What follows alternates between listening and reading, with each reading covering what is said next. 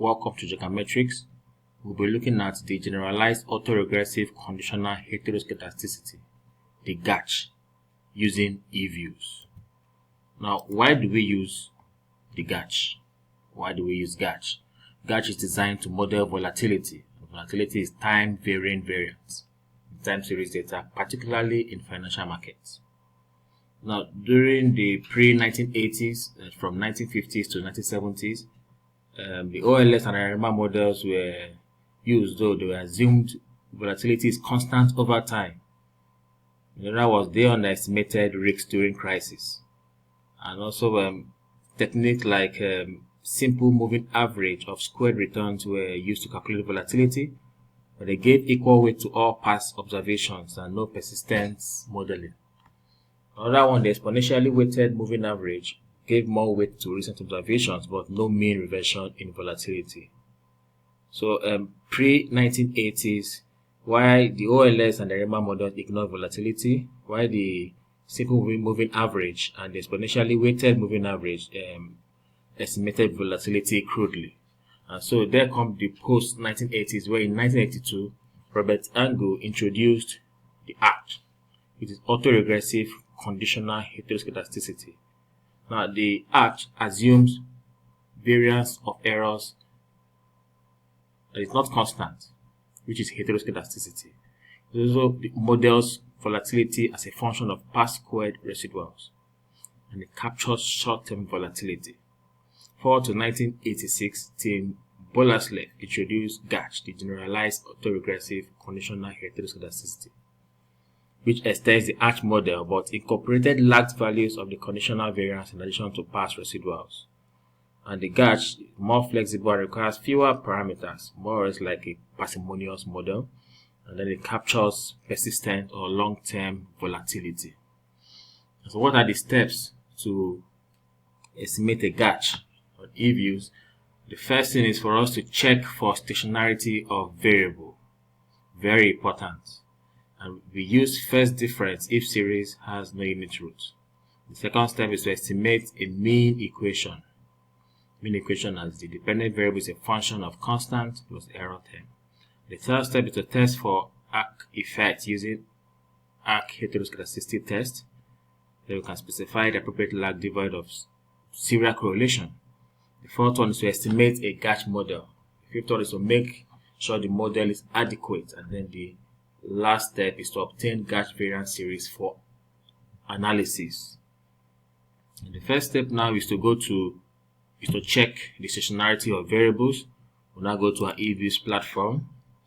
Now we're looking at changes in exchange rate fluctuation, or exchange rate volatility.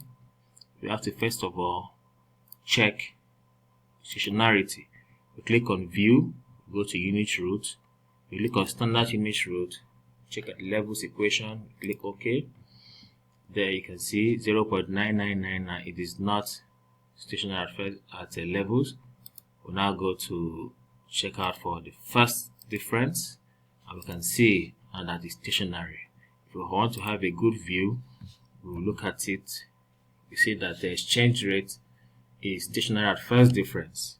This is at levels, it's not significant. At first difference, it is significant. So the next step for us is to estimate a mean equation. Estimate the mean equation. Now, how do we estimate the mean equation? All we have to do is go to our E-views platform.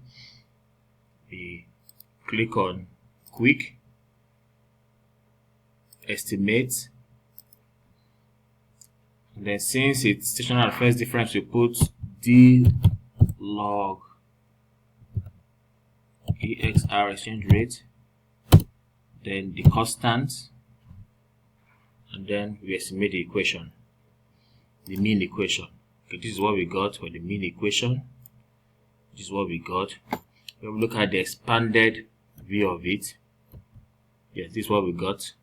This is the mean equation, the exchange rate, first difference, log of exchange rate, and then this is the constant, and then this is the standard error of the regression. So that is the step 2. And now the step 3 is for us to test for ARC effect using ARCH heteroskedasticity test. So that is step 3 for us to test for arc effect. Now, how do we do that? We first of all determine the lag length. And then we check lag length for absence of autocorrelation, and we include appropriate lag length in arc test. Okay. Now, what to do? We go to EV's platform. And we go to look for to test if arc effect is present. We click on arc. For us to determine number of lags, all we have to do now is to go to our to our var specification.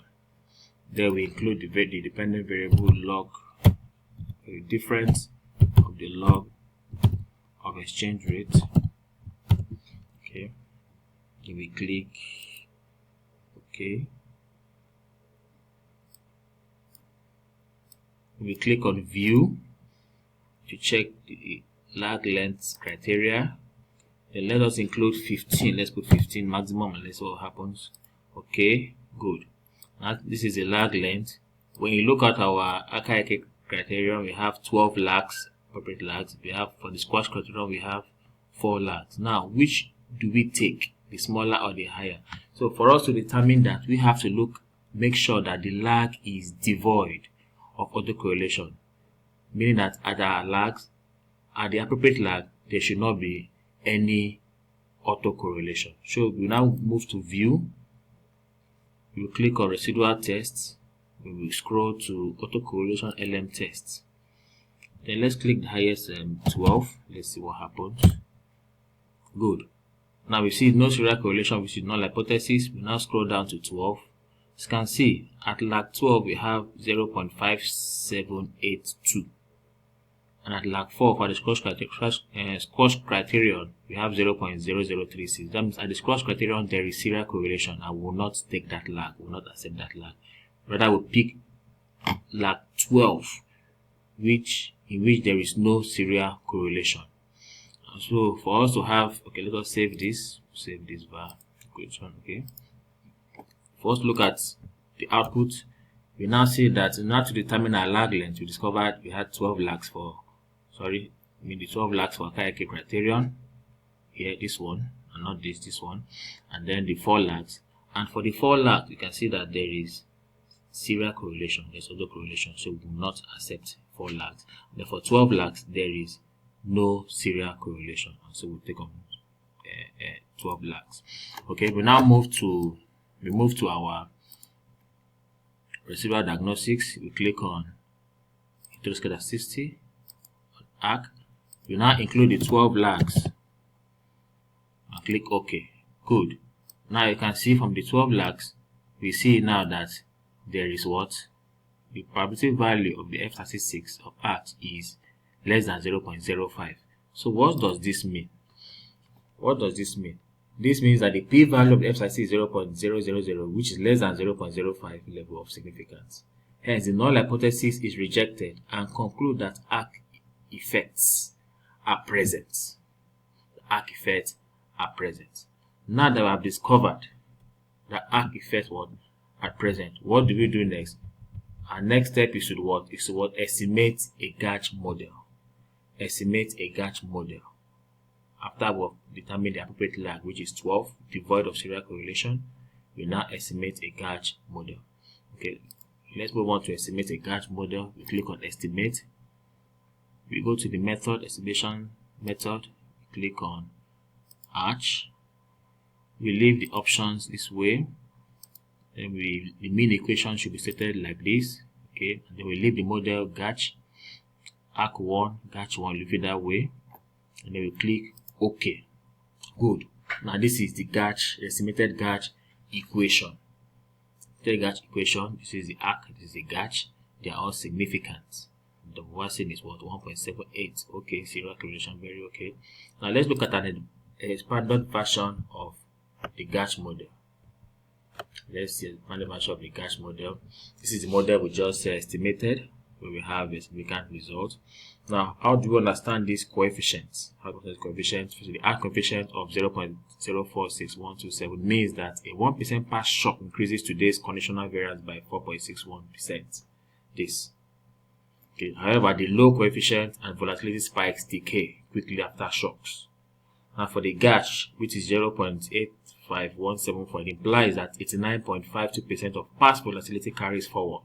Hence, high coefficient and volatility shocks are long-lasting but not permanent. Now, in terms of volatility dynamics, the addition of the coefficient of both ARCH and GARCH, which is 0.9413, is close to 1, indicating high persistence in volatility. Hence, in summary, large shocks increase short-term volatility, but effects fade slowly. In terms of forecasting, volatility will be highly persistent but not explosive. Now, we have just explained the coefficients and since they are significant. Now, the main essence of estimating a GARCH is to make sure you have your volatility data. So we'll now move to the next step. We also need to check if our model is adequate. How do we know that this our model is adequate? All we have to do is to check if there is still the presence of ARCH effect. We'll now move to view. We click on residual diagnostics. We click on ARC-LM test. We include our initial 12 lags. Then we click OK. Do we now see? Now let us look at the expanded version and see the interpretation. To check if residuals still have ARC effect, we click on view. Click on residual diagnostics and click on ARC-LM test like I just did, and this is the result. The probability value of statistics is 0.9532. Sorry, 0.9532 and not this. So which is greater than 0.05 level of significance. Hence, the null hypothesis is accepted and we conclude that ARCH effects are not present. Now to the last step, we need to obtain the GARCH variance series for analysis. Now, how do we do that to obtain GARCH variance series?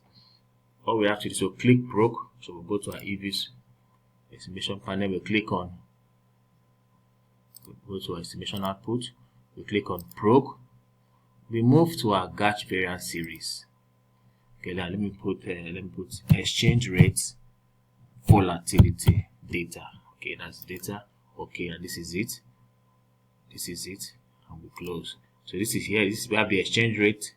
Is that the actual data? We have the exchange rate volatility data.